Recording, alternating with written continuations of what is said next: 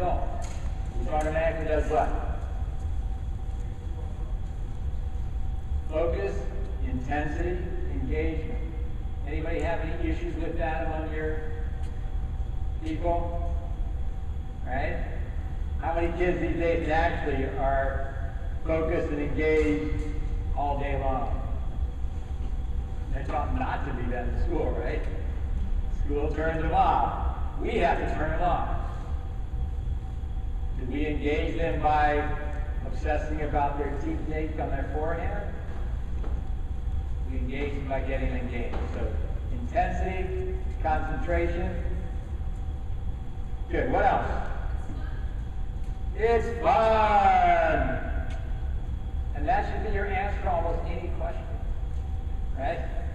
When we're doing the cardio tennis course, we ask some questions and we say, okay, now, just don't say fun, because that's a given.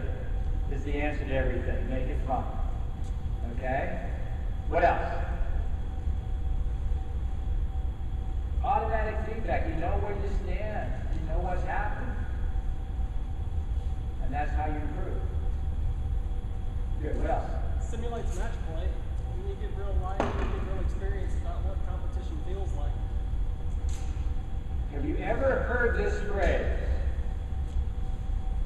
Well, I play so much better in practice than I play a match.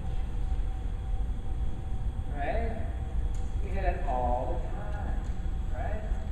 Why do you think that is? Yep. More relaxed, so when they get an impression, not ready for it. What else?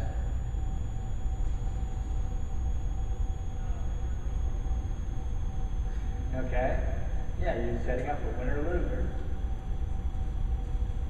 It was interesting. I met a fellow downstairs when I was eating breakfast, and he was listening to me talk to Manny, and he said, we knew each other, we had a tournament together in Guam back in '76, and we had this huge conversation about philosophy and stuff, and he said, you know, our boys team, we do a 10-minute warm-up and movement matches.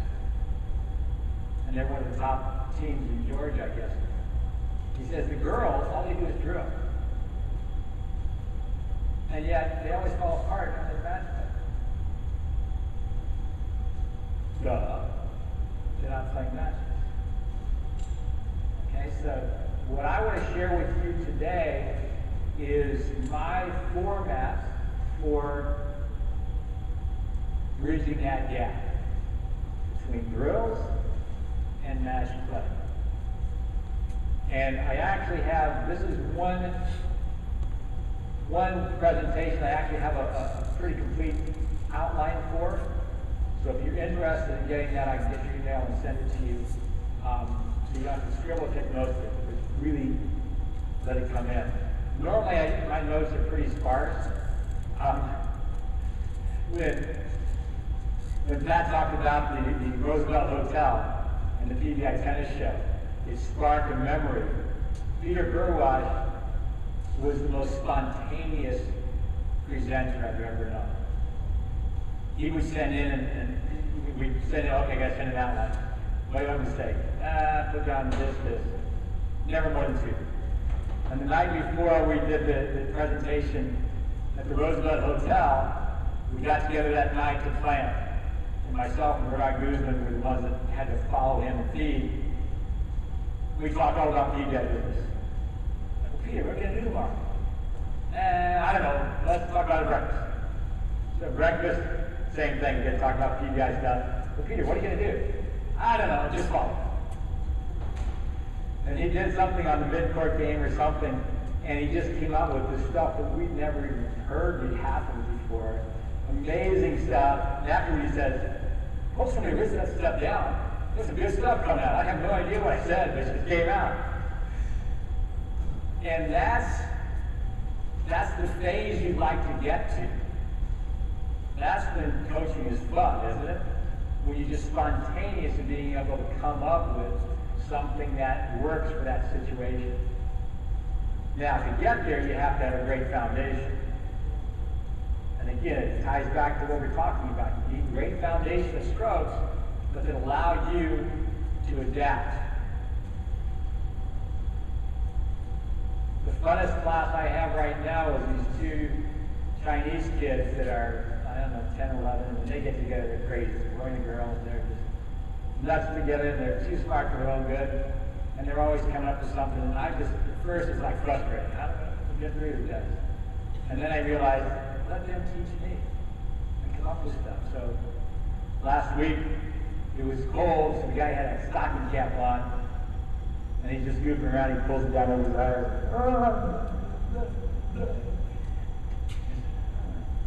Okay, let's play line tennis. So the next 15 minutes, they both put their things on. I had them bounce and try to hit in the back fence.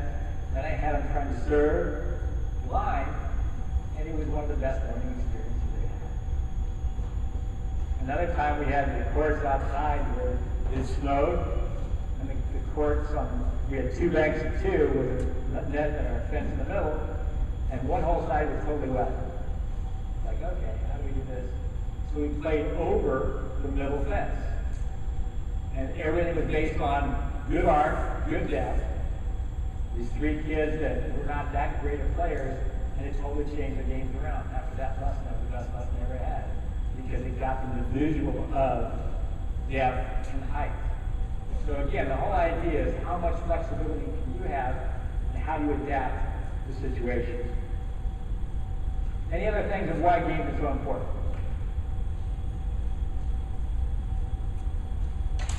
Is it more realistic in drills? Does it free you from having to feed? Yeah, isn't a whole lot of fun? You feed one moment, a bunch of great points, and cheerleading. All right? And you also, part of it is creating frustration. Talk about how that leads to success and growth. So, here's what we're going to do. Always think progressive, right? We all teach in progressions. So my theory is that every progression should end in the game. So any drill you use should end in the game. It has to. Otherwise, what's the point? You don't get that feedback. And it's also your test, right? You may think, oh yeah, they've got it, they've got it, they've got it. Would you rather have it fall apart next week in their match? Or give them a chance to have it fall apart then so you can have something to do with it? So you always want to say, okay, how can I give them a test? So there's a few combinations of games and categories. So what I'm going to do is explain the category, show you one or two of my favorites, and if you have one of your favorites you want to share in that category, we'll do that. So the first one is what I call cooperative competition. Any idea what that would be?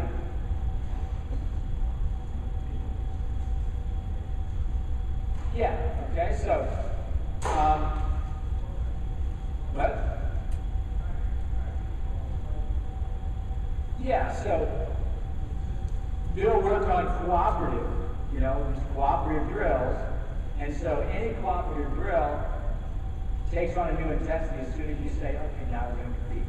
So I need 4 people, 4 players.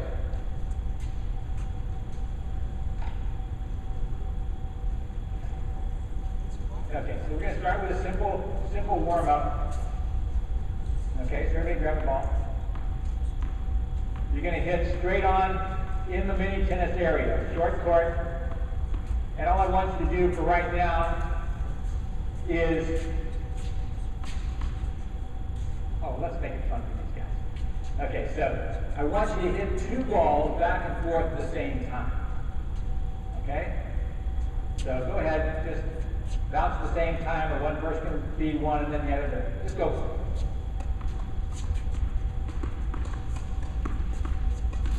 Now obviously this would be where you start with most groups. Most groups you play with, you'd be tough enough just to get 1 ball going.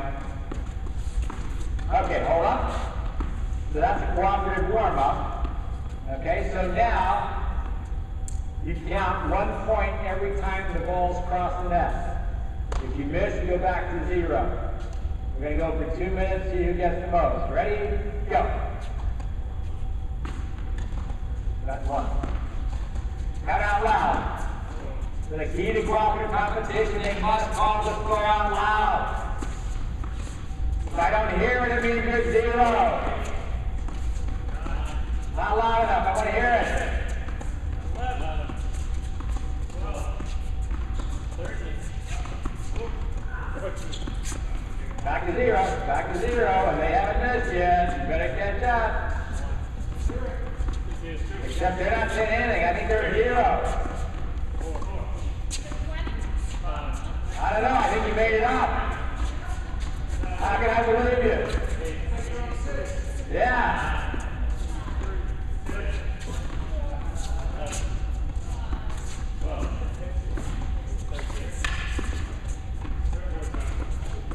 Oh yeah. Uh-oh. Look out. She's not going to get there on the mountain. Uh-oh. These guys can come back. Whoa, no. Okay. Last ball. What's your best so far? 17.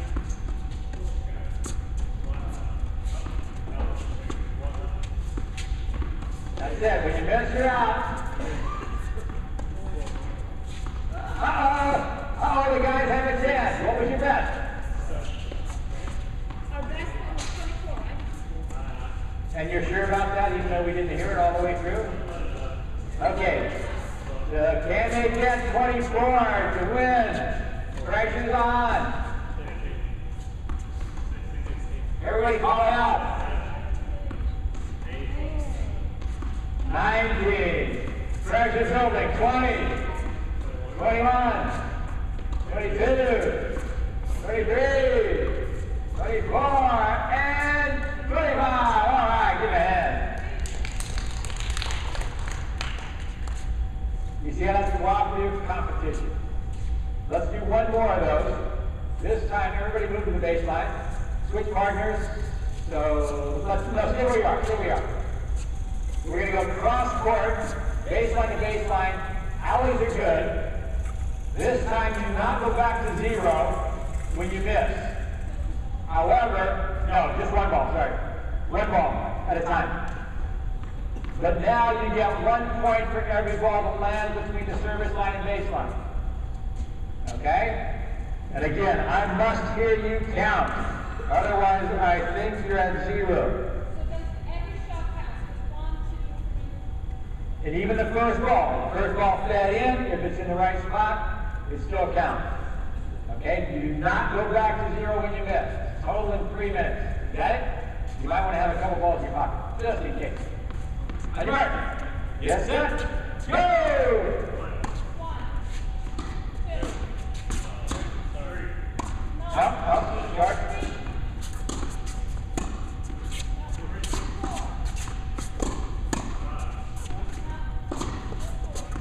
Gotta go deeper, Gary. Deeper. Get out there. That's it. Gotta have depth.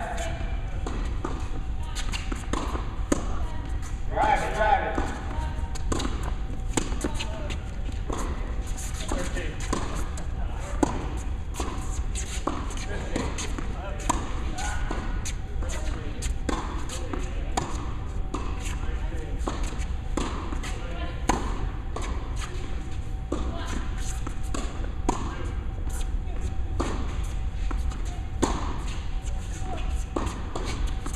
Break that a little bit short. I'm gonna give you 1 more minute.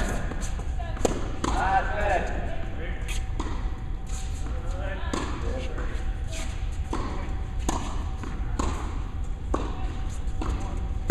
That's it. Way to get through it. Good depth back there. Oops, a little deep.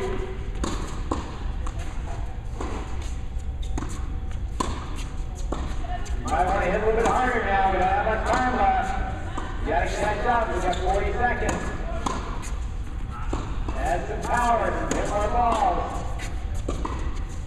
Not losing control. It's okay if it's a little bit off to the side. It's not no problem. You can't talk loud enough. I don't hear you. I'm not hearing. You can say, we're not off.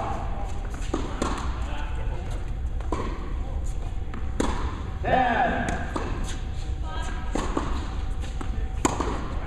5, 4, 3, 2, 1. Ah!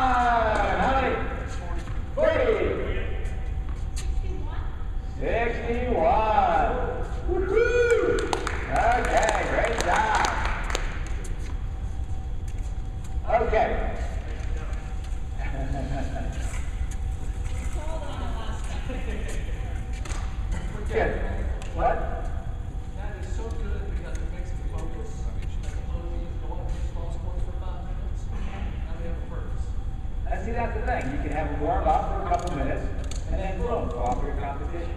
Bang. So easy, but that's the way you instantly get engagement. You instantly get focus and concentration. Now, how easy is it to keep concentration for 3 minutes straight? Tough, right? So you go through it, you be in the groove for about 30 seconds, then it all falls apart. Oh, look at that. So it's a really cool way to help you develop the concentration. Now, let's do, any questions there? Okay, key is they got to come off the score. Why? Yeah, number one, so you know they're not cheating. Okay? And number two, because when the other team hears where they are, it gets their focus and concentration to develop certain better juices. Right? So you want to make sure that they get that, calling it out loud. Okay? Now, in all these games, do we make a big deal about who wins and loses? Whether it's cardio, whether it's this? No. Once the game's over, the game's over. Move on. No trophies. Who cares? The goal of the game is engagement, and focus, and improvement. Now, the next one is called control. Any questions about cooperative competition? So think about how you can use it in any warm-up, any drill, any game. How you can make it cooperative competition. It's also a great way to slow down the big slugger who wants to blast winners all the time. Okay, keep blasting, you'll never win. And pretty soon it's like, oh, I want to win. What am I going to do? And that's how you use games to mold. So next was control competition. I'll just give one example of this. And this is where you have to achieve a certain number of something before you start the point. Okay? So let's do this. Let's keep the same, and now we're going to play against each other in the same area. But now you have to hit 4 balls in a row before the point starts. Okay? And this would be if you got sluggers who just don't have any consistency and want to just blast everything and win every point right off the bat. So this would be a control competition. So go ahead, we'll play first 3 points. Okay, but you gotta get 4. So count out the first 4. First 4 is cooperative. Okay, now you go for it. And it goes. 1, 2. Okay, good.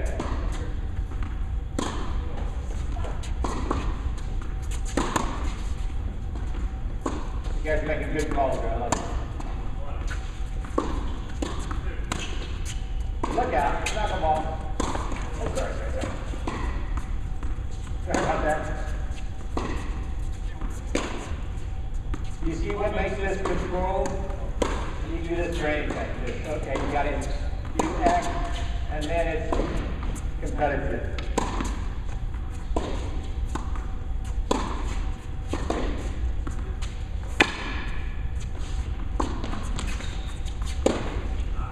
Okay, good. Now, one other one in this genre is called bingo. Let's play bingo. Here's the way bingo works. Again, we're rallying cross court until one team misses the ball. As soon as one ball is missed, you call it bingo, and you play out doubles, you 2 against you 2 in a doubles game. Got it? Okay, so feed the first ball. And I need you guys to deliver the best once in a while, so we're not here all day rallying back and forth. Bingo. Okay, that's double bingo. Now, you gotta decide, that's how you keep the game close. So that was double bingo since nobody's ahead. Bingo. It's double. Out of there. 1-0, here we go.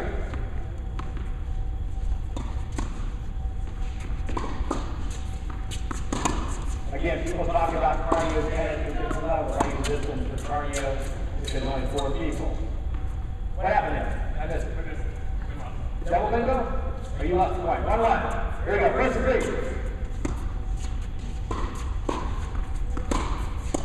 Bingo!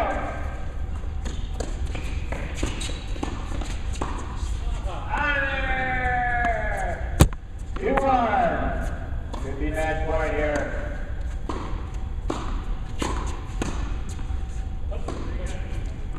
Bingo.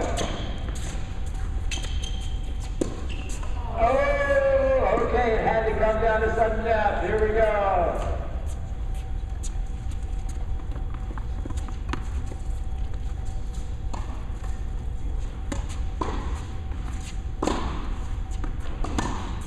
Bingo. Oh, there it is. They pull it out from the baseline. Okay, good job. Any questions about control competition? What it does, how to incorporate it. Okay, the next one is called limitation competition. And this is when you take away something. Okay, so we're going to start with a simple one in the same setup. Now, you're competing against him again. Same court. Now, it's 4 hands only. If you had a backhand, you lose the point. Here we go. First to 4. So now, once you watch what happens now.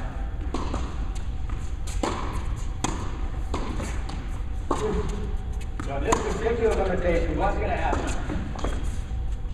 What's the purpose? What are you going to develop better? Yeah, quick movement, right? Anytime you take away 4 on your backhand, they got to move, they got to set up quicker. What else happens?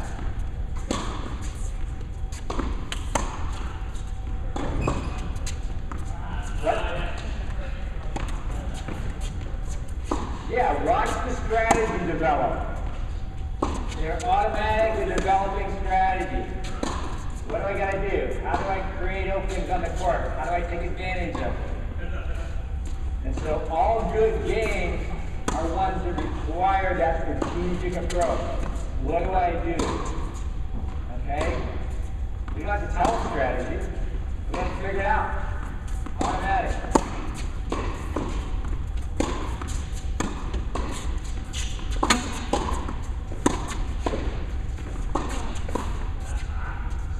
Let's work.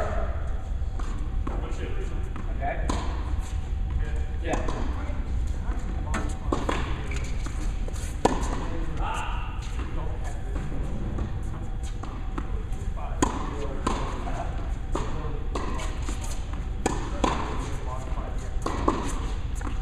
Yeah, so you can figure out, I mean, the sequence works at any level. You have to be able to shoot it. So it could be up close to mini tennis, it could be with the foreign balls, it could be, but again, once you put them in a more competitive place, I'll figure out a way. But yeah, it's nice to have players who really do it. Scores! Yeah, yeah. But again, if you had 4 like this, you would match up against the skill level. You match them up against.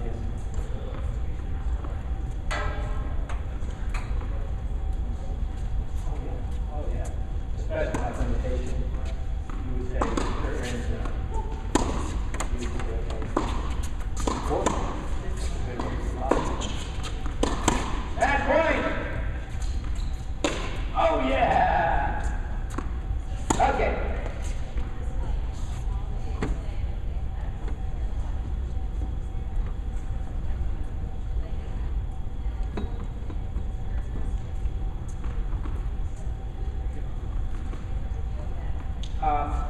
Good question.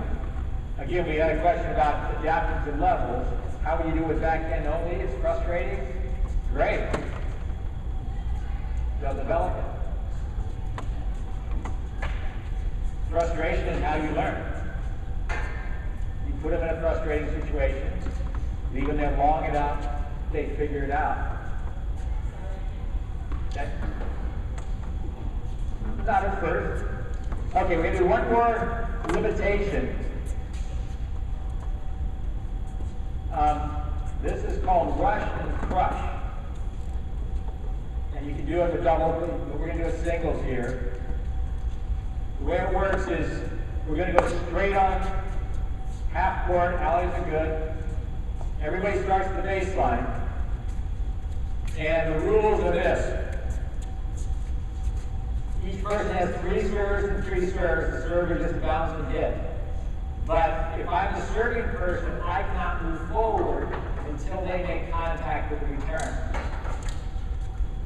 And no one gets credit for the point unless they're inside the service line when the point ends. That make sense? Good, so I'm not going to play this first. Let's try it. Let's see if you got it.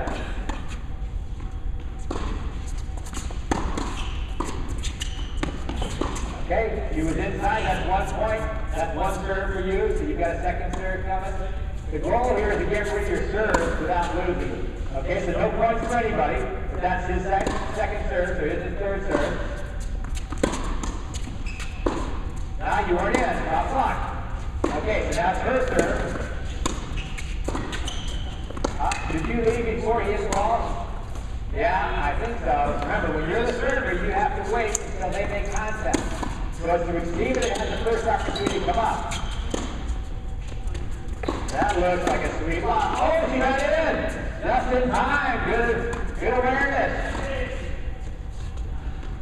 Okay, that was your point, right? Oh, she was nice to you there. Oh, she's been really nice. She wants to work her way in so she gets credit for the point. I love it. That's great strategy. You make it in? I think so. We got to keep the score. Nice top spin. Does this make sense? You understand the game? Where would you use this game?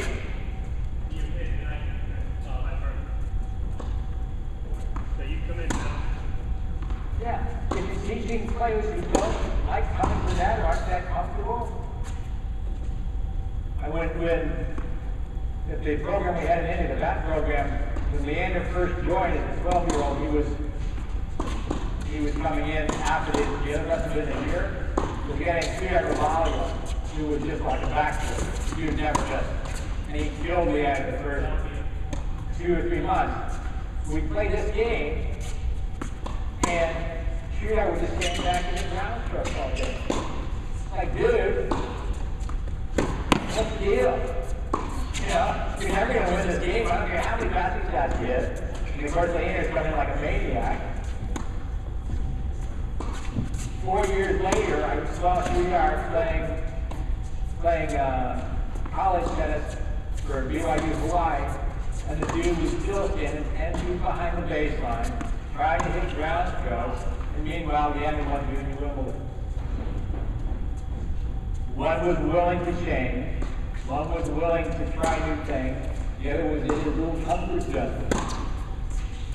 And, you know, that's what this game is about. Get out of your comfort zone. You know? You can be great ground strokes, but you're not going to do anything in this game. You can't win.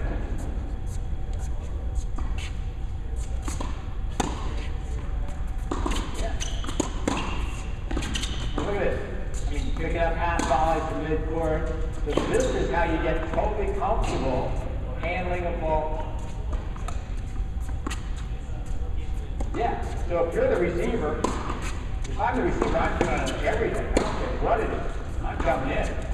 And so you learn, okay, come in. Big deal. Forget no man's land. That's fucking crap.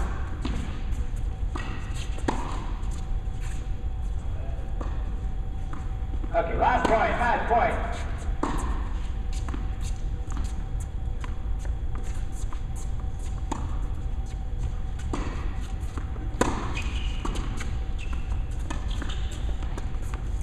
Great pickup. Okay, good. Come on in. Give him a hand. Good job.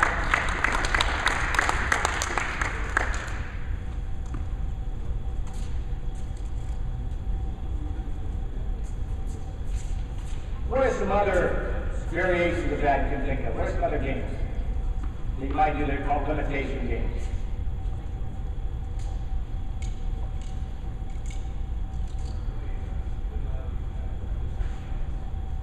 Okay? Yeah, just the alley. That's how the also used to practice, right? Serve and volley and play a game in the alley. Okay?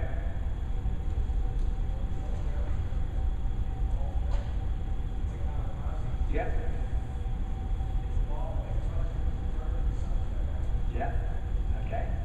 good limitation? Good. What game made Agassi so tough on the baseline?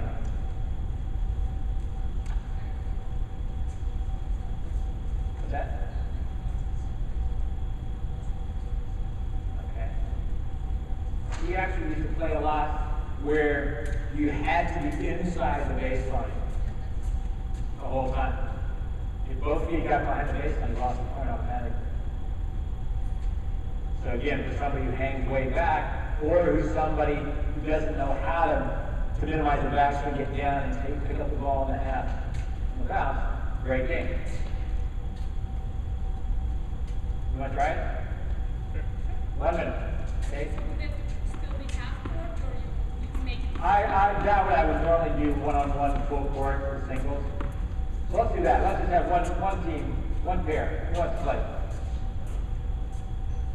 Okay.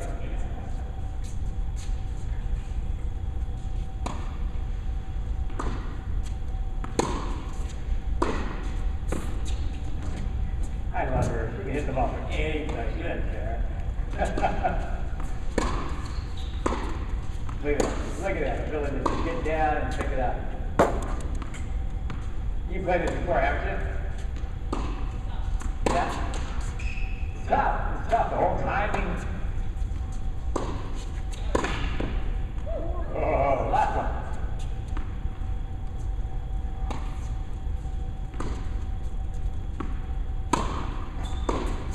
Good. Okay? Any questions there? So again, limitations. What about serve? Do you do that? You ever play where you only get one serve? Or you get 3 serves every game?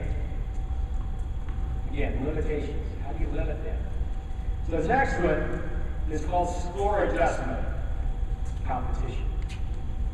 What example have we had so far today on that? You brought it up. Okay, the next is score adjustment competition. What did you bring up when we were playing triples? Well, if you wanted to incentivize something, you use it. Exactly.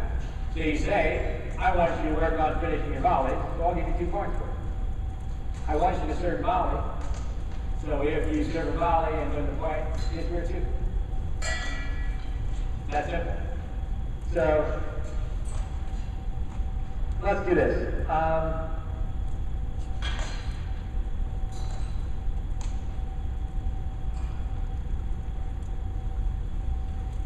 Let's go look at this group here. So let's do this. Let's play little doubles. Or no, let's play singles. But you guys are a team, your score goes together. You guys are a team, your score goes together. And here's the deal.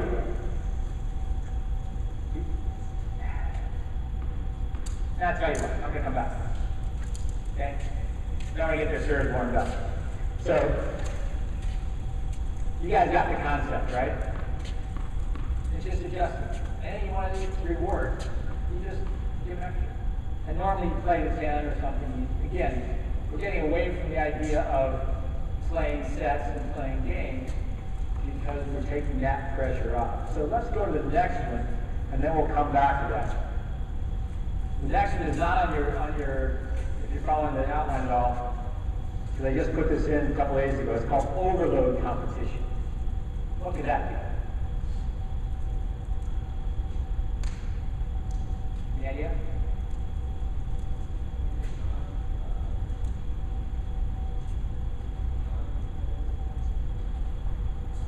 Yeah, we actually allow them to face a tougher situation than we match.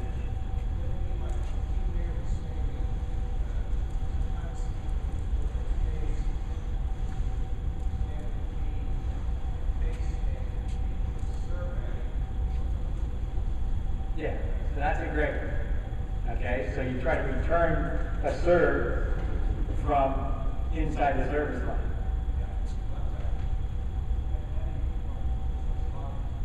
Yeah. So that's a great one where you have somebody serve at you and you're volleying to net, having to volley that serve. Okay, that's a great example of it. Okay. What we're going to do right now is a serving game where the server serves from the service line. Okay, so you guys are serve. Actually, no, let's let you guys serve. Since we got the ball together. Okay, you guys are returning. We're going cross court. We'll give you a minute or 30 seconds to warm it up. It has to be inside the service line to count, inside the court. Ready? Warm up for a second. We're not playing yet. You're going to have to get now, what does this develop for the server? Wrist. For somebody who doesn't have great wrist acceleration, this will develop it. Okay, so now, let's go ahead and start. Usually it takes a little longer than this. So now, the first game we'll play is if the receiver gets it back cross court, or the server misses the serve, it's point for the receiver. The only way that the server gets the point is if they get it in and they do not return it back cross court, doubles odds included. Okay?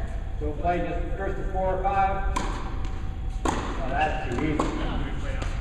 No, don't play out yet. That's it. She's too tough. You gotta mix it up now.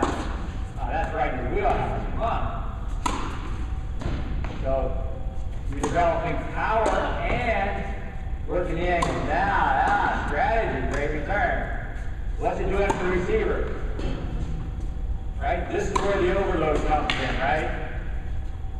This is tougher serves than you're going to see most of the time. Right? So make sure you get that hop. Without the hop, no chance. You guys know what the score is?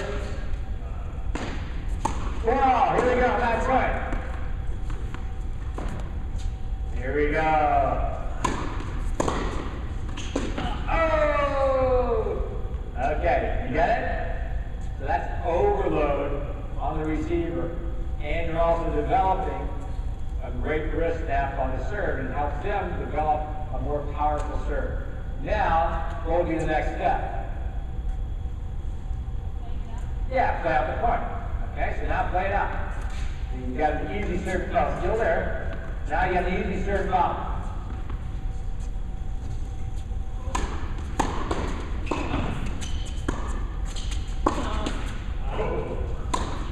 Each score first. Now, hold on a second. What will be the safety factor now? Once you're playing it out. Yeah, okay, so you play as soon as you finish, you get to be ready. But this can get a little dangerous.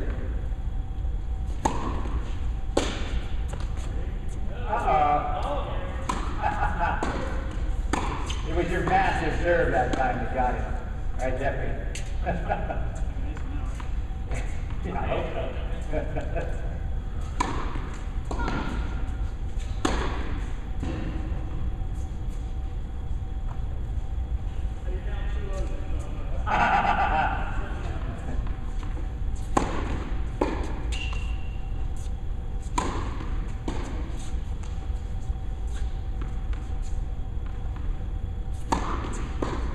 Oh, he's there. Nice.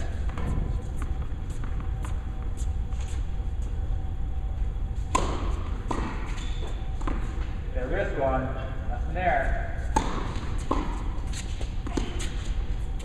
That was slimy. Oh my God. Oh, you'll take it, right? Nice volley. Sweet. Okay, last point, last point.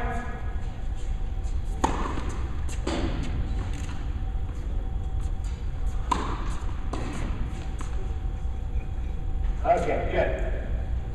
Do I have 4 more players that like to play? Come on, guys, come on.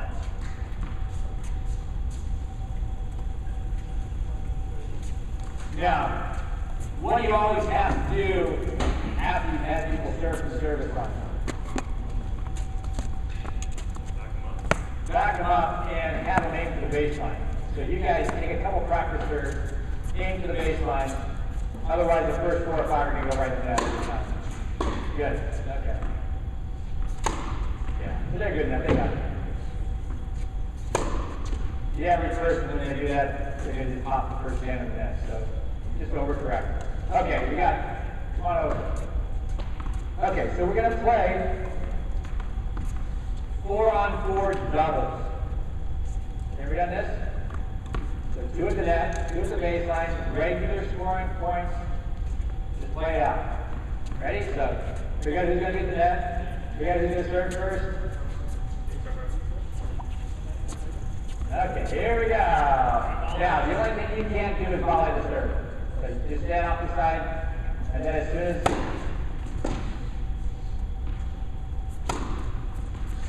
okay, here we go. We'll give you one up.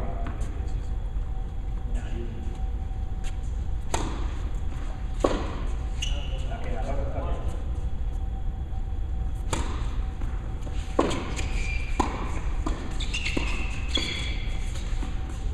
Okay, good. Good sides. There we go. You're like do regular scoring if you want on this.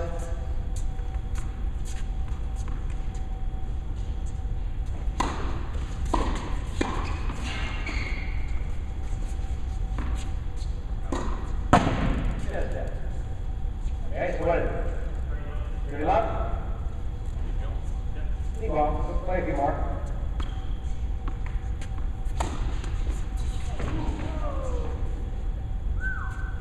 Hawkeye, are you challenging? That was good. It was good. 4 to 1, the A's. I love it.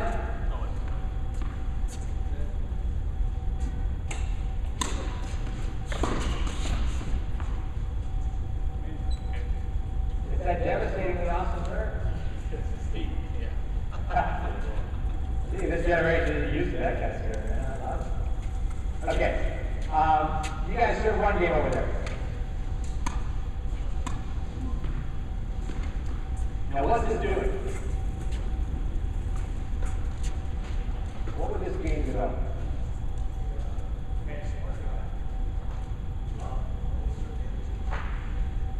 Yeah, real love it.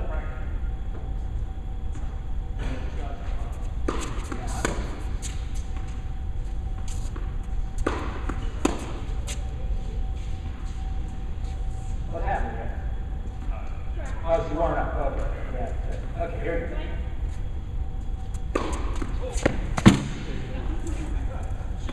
Sorry, I'm sorry. Yeah, what are we talking about? Warm up.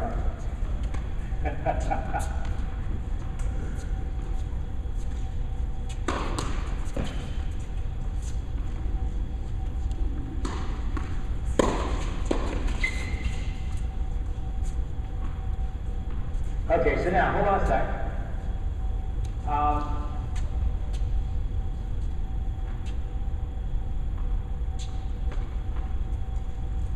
We're going to handicap her. You need to serve from 5 feet, 6 feet behind the baseline. Okay? Go ahead.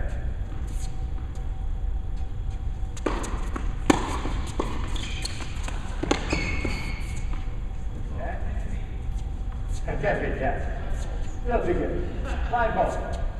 So again, you got somebody dominating, that's the next phase that we're working into is handicap. How do you handicap? Find a way. You give them one serve, you have to serve from farther back, you say, okay, if you missed the first serve, that's it.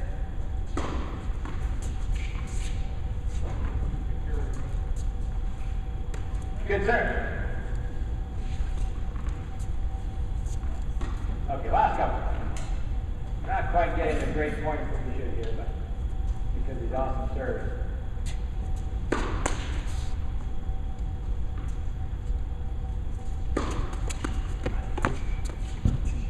Now, was that an intelligent double fault?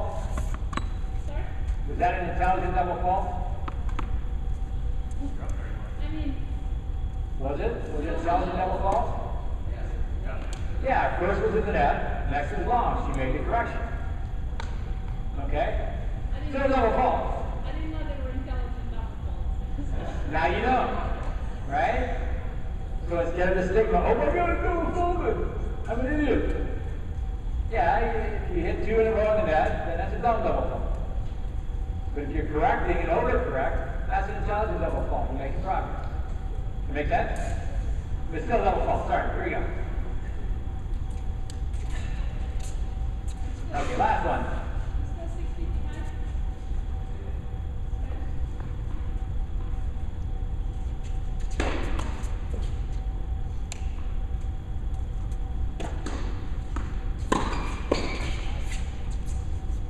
Okay. Yeah, come on in. That game really didn't get off the ground too much.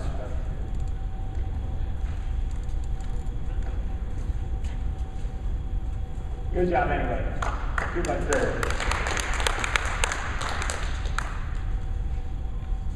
So, I threw in a little mixture there, and again, the fun of this is mixing it all together. Okay, so I threw in a handicap, right? So what are some other handicaps you could give to someone?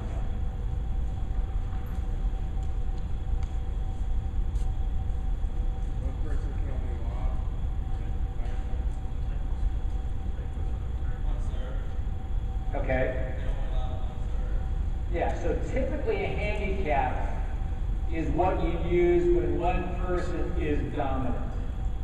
And you find a way to even out the competition by forcing them to do something different. So it could be one serve. It could be serving from back deeper. It could be whatever they need to work on. Okay? Or let's say one person can only hit forehands. One person can only hit slice back. Okay? So you Hold the serve. We could split the boxing half, say you had to serve. yeah, so you could put more lines there and say it has to be in that half. Okay? So again, handicap is how you keep things close. But at the same time, think about the better player, what's going to help them get better. Maybe you say you can only hit topspin no matter where the ball is. Maybe it's only underspin. Maybe it's you have to come to them. Okay? And this is where, how often do we hear that, well, in order for my kid to get better, he has to always play against better players. How many times do you hear that one? So what's the problem with that? Okay, if you're always playing better people, you never learn how to win. Right? What would happen if everybody had that same attitude? What? Yeah, so no one would play. Right? Why the heck would a better player want to play with you if you're too stuck up to play with anybody who's not as good as you? And what are you practicing when you're playing against better players? Offense or defense? Defense. So you might get great at defense. Are you developing your offense? No. You develop that when you're playing against players who are less than you. So, you really want to think, okay, 25% of the time I want to play somebody I have no chance of beating. 25% of the time I should play against players who I can beat with my eyes closed, and 50% should be pretty competitive. But this handicapping idea gives you an opportunity to widen that scope. One of the best handicaps I ever heard when we were first at the camp in Canada with Peter, we'd have a pro tournament every week, and we had some females in there, and we had a handicap system. We didn't assume that because she's a female she gets a handicap. Because I sure as hell wouldn't do it. I need a handicap. Okay? But we just had a floating handicap system. If you won the first game, you start the next game down above 15. If you win the next game, it's above 30. If you lose the next game, it goes back to above 15. See how that works? So it gets tricky if you're now serving at above 40. You've got to win 1 point. You got to win 4 points to win the game. Your opponent has to win 1 point to win the game. It does some mental head tricks on you. And then especially when you start the second set and you're already down above 30. Okay? So that's a floating handicap scoring system. It's within the regular game scoring, but it helps match it up, and it really becomes a huge mind game. That make sense? Okay? So that's one way you're not really, that handicap is where you're not assuming one player is better than the other, but letting them develop as it goes. But most handicaps, you would be choosing to handicap the player in a way that is helping them improve while it also brings the game together. Does that make sense? Now this 4-on-4 that you saw that didn't really materialize like we hoped, things. The next session is, for the next segment is fun team games. And this is sort of where you start the practice, begin the practice of a fun team game. But we had this crazy idea that second year of the program in India where we had these two 12-year-olds to merge in with the others. You know, it'd be fun. We need to get all 8 players on one court to end up the practice. So we're all as a team. So let's play this. And so imagine 2 little 12-year-olds against, 13, 14, 15-year-olds that had a year of this. And man, it was one of those. And the first week, they were like shell-shocked, because you hit a great volley, you come back, and the ball was behind your head, everything going like that. Within 2 weeks, fearless. And those points would last forever because you couldn't put the ball away. There were no holes in the court. But you developed this great reflexes. Everything happens so quick. And so, again, an overload like this is what enables you, A, to feel frustrated, right? You feel like, oh my God, I'm overwhelmed. And then you learn to deal with it. And that's what overload is all about. So, as you can see, I'm sort of mixing these up with a purpose.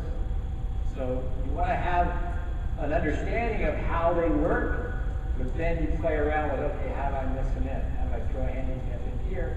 How do I make it this? What's the other way to handicap games when you're feeding? What?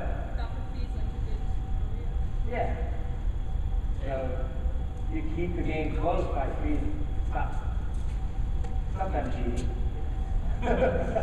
It's all in fun. Okay, no big deal.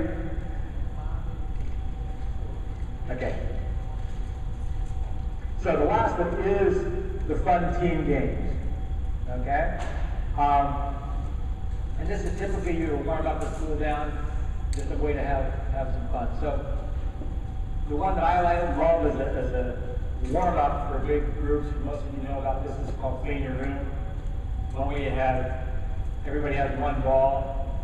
You can spread out any way you want. You can throw the ball over the other. They just keep throwing them back and forth. You know that one? Yeah? What? Okay, put down your rackets. Play it real quick. Everybody get one ball.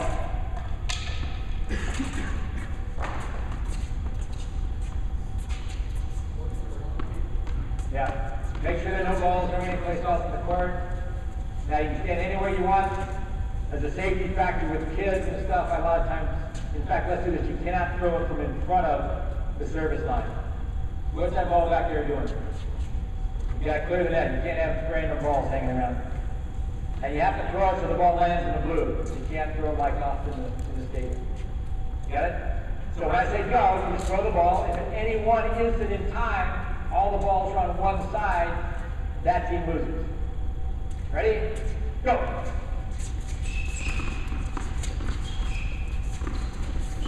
So it's pretty obvious what this is developing, right? Judgment, movement. You gotta keep a close eye out. All it takes is one instant when they're all on one side.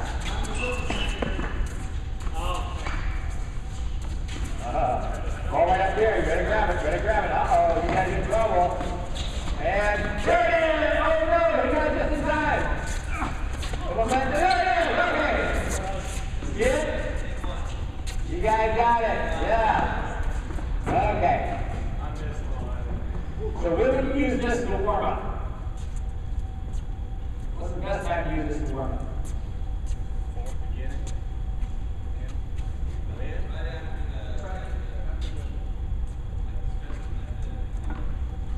The third part. What's that? The tracking. Yeah, so it's developing tracking. What else is developing? Okay, so if you knew you were going to do primarily a serving session where they're going to be relatively staying still, have warm up with this. They warm up the shoulder, they warm up their arms to serve, and they get a workout, so now they don't feel so bad about going to serve. Make sense? Grab your rackets. Give me the balls. Final game, we got to end with a fun one. Give these guys a chance for revenge. So, everybody come on in. Touch your racket to the net. I can feed anywhere, anyhow, anyway. You play out the point. Here we go. Okay, 1-1. Everybody in.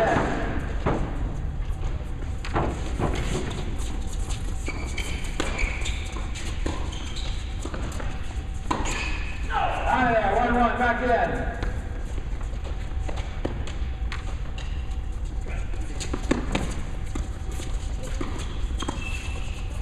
On in, 2-1. Tweener. Oh, almost. 2-2.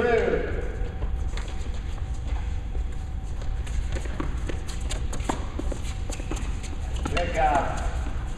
Whoa. 2-3. Where is it gonna be?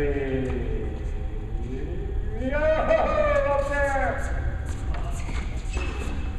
Out of there. We got a weakness. There we go. What, 3 off? Close enough. Put it to 5. Ooh. Sweet lob. Awesome.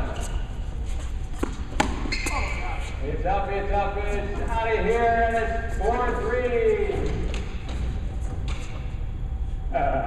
Whoa.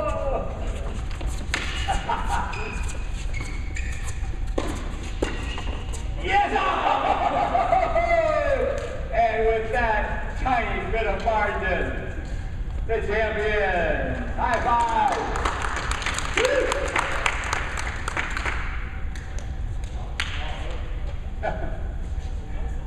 Okay, come on in here, guys.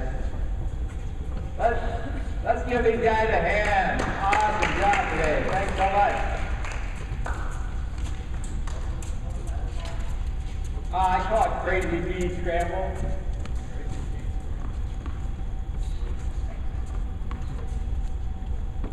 Now that one you can definitely keep it close. Not your feet. It'll be as nasty as you want. We're supposed to move out of here. We're gonna help us clean up a little bit. We're gonna go right over here. Jen's got a little more to tell us. We're gonna kind of get behind here. This is supposed to be 4:30. We're not gonna go to 4:30. We're just gonna Yeah, another 10 minutes here. We want to have Q&A. We've got a couple of announcements and things. We just have to get off the court here. So just move back around. Don't go away. There's plenty to be won.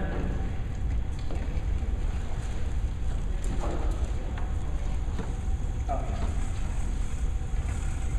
Yeah, just right around the corner.